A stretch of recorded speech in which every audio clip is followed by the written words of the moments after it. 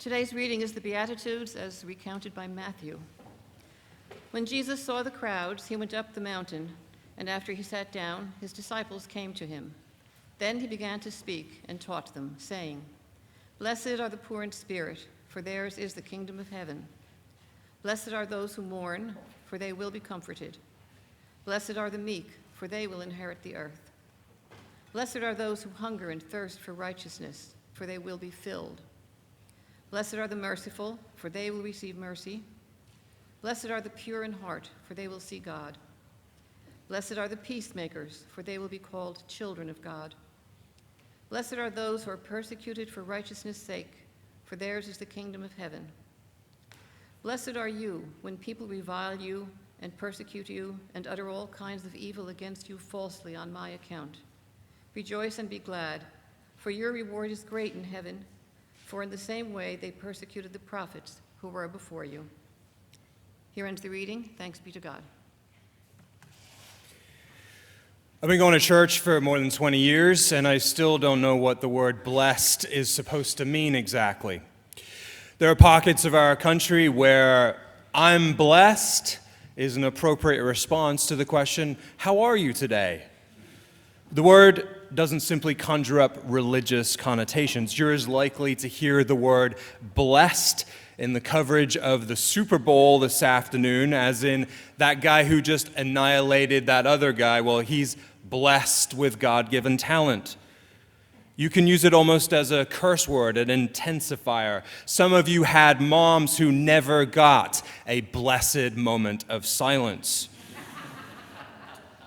It's one of those words that has a religious connotation because of its appearance in the Bible, but it has plenty of secular forms as a way of stating that someone has good fortune. You might say it to simply mean that you've been lucky, or you might use it to suggest that, yes, in fact, you do believe in a creator of the universe who has acted boldly and generously and providentially to empower you, specifically you, and therefore you lay out a vision not just of how your life is going right now, but how the entire universe is ordered by saying, "I'm blessed." Jesus appears to use this word in the Beatitudes. Blessed are groups of people, most of whom you don't actually want to be. Meek, mourners. Blessed are you when people revile you and persecute you and utter all kinds of evil against you. Rejoice and be glad, Jesus says. Christians should not look at the Beatitudes and think, how marvelous it is that Jesus invented things like the Beatitudes, but wonder which parts of Jesus' own tradition he's examining or critiquing. These statements are part of a whole genre of wisdom teaching that is familiar to the Psalms and the Proverbs. Israel's poets and preachers use them to commend admirable actions and attitudes. Psalm 119, "Blessed are those whose way is blameless, who walk in the law of the Lord. Blessed are those who keep his decrees." Psalm 1, the very first words of the book of Psalms say, "Blessed are those who do not follow the advice of the wicked, or take the path that sinners tread, or sit in the seat of scoffers, but their delight is in the law of the Lord, and on his law they meditate day and night." In other words, these are blessings for people who do the right thing.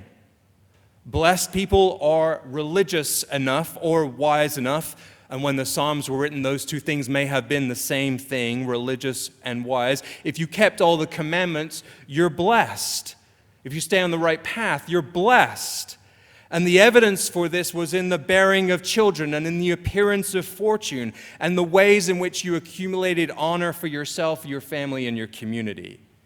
And the flip side of that is that when you bring shame upon yourself or your family or your community by not walking in the right path, by not keeping the commandments, people would assume that your lack of fortune or children or luck was a result of not keeping the commandments, or if someone in your family had been very, very naughty.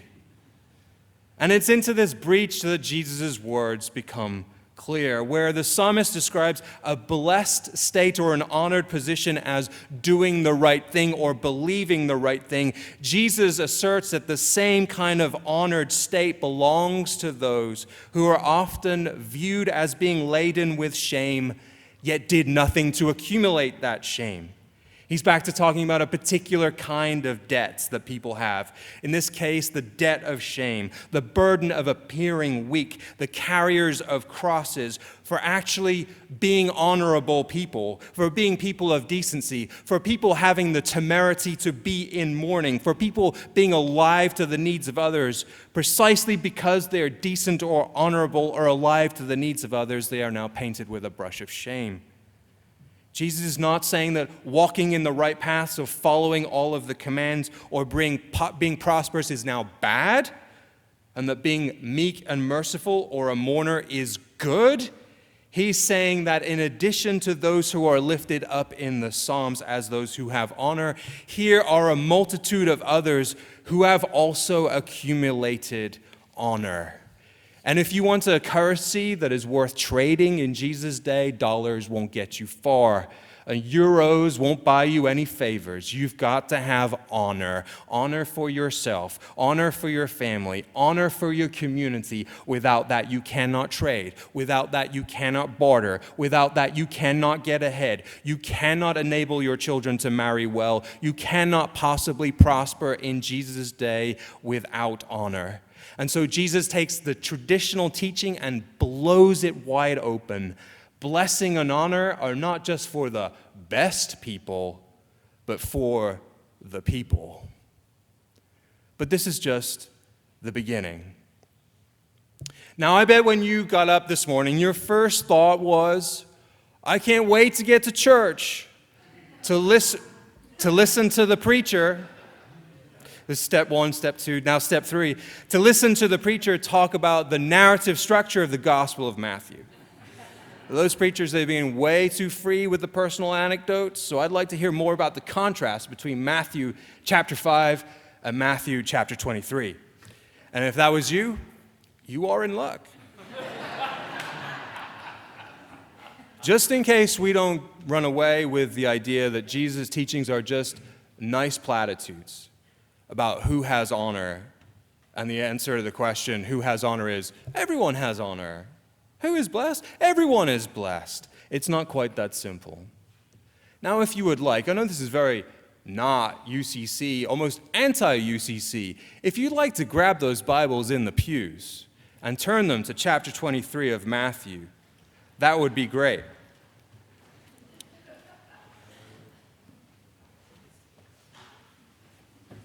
And if you go down to the verses in the 20s, I'm paraphrasing just a little bit here in that 23rd chapter. This is a question in the UCC, right? Can you find the Gospel of Matthew?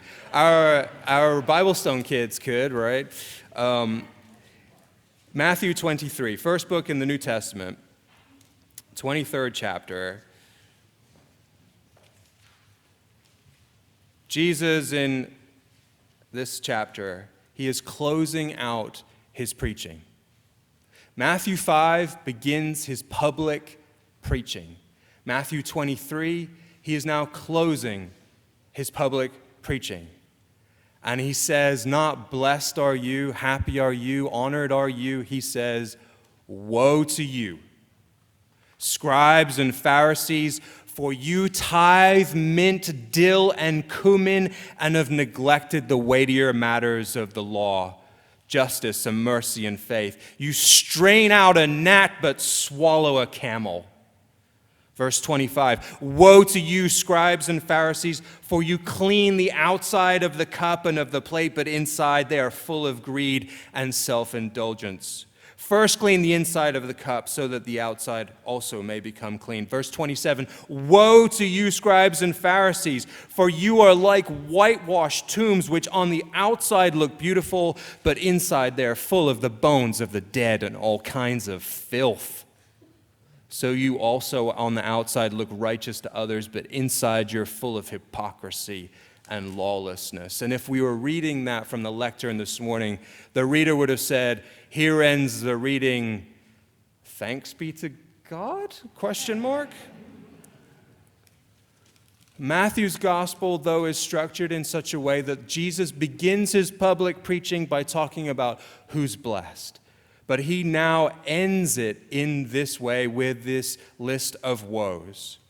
And we have to understand that his whole public ministry is bracketed by these two things. Where there is honor in chapter 5, there is shame in chapter 3. Where he says, blessed are those in chapter 5, he says now, woe unto you in chapter 23. But the mirroring effect is really striking. He says in chapter 5, theirs is the kingdom of heaven. And then in chapter 23, he says to the Pharisees, you shut the kingdom of heaven. He talks about people in chapter 5 hungering and thirsting for righteousness, and then talks about people appearing righteous in chapter 23. He says those in chapter 5 have received mercy, but in chapter 23, you have neglected mercy. Those who are pure in heart in chapter 5, he now talks about people who are impure in heart. Sons of God become sons of Gehenna, which is another term for hell or distant or cast away. He talks about people being persecuted in chapter 5 for the sake of righteousness. And then in chapter 23, he says, you persecuted. You are the sons of people who persecuted. You all have an insert in your bulletins this week promoting an interfaith series that Campbell Singleton has organized for a number of years in a row for Lent. He attempts to marry scripture and contemporary themes, and you'll see how he has discerned that for 2020, white supremacy would be at the center of each week's study. It's the glue that holds the whole series together. And it's probably important for me anyway, to gauge my primary and secondary responses to this series. Campbell called me up and asked me if I would like to participate. And it's time for a confession in that my primary initial knee-jerk reaction was, not again. We're going to talk about this again. Aren't the people liable to show up to this kind of thing? Likely not the people who need to hear this the most. Haven't we gone over this before? I mean, it was only a couple of years ago. We did a series on white privilege here. When I was in high school, I watched American History X. I was appalled, just like any other reasonable, decent person was, about what happened in Charlottesville. Here's Campbell calling me up, asking me how I feel about leading a series on the legacy of white supremacy. And then I read this week, woe unto you. You've neglected the weightier matters of the law, justice, and mercy, and faith.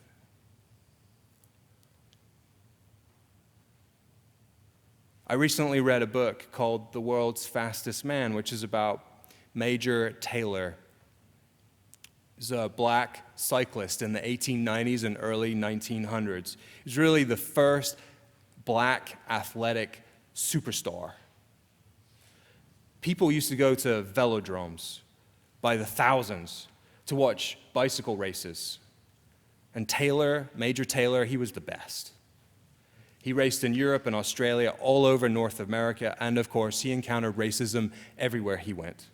White riders who resented being beaten by him, white spectators who hurled things at him, white promoters who often barred him entry to the biggest races. What is striking about the racism that he endured, though, is that it was not evenly distributed by location or date. He was treated better in Canada than he was in the United States. He was treated better in France than he was in Australia. But what's also clear is that the racism that he endured got worse as his career unfolded.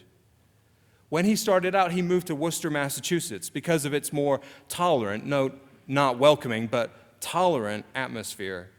He bought a house there, and he was mostly left alone.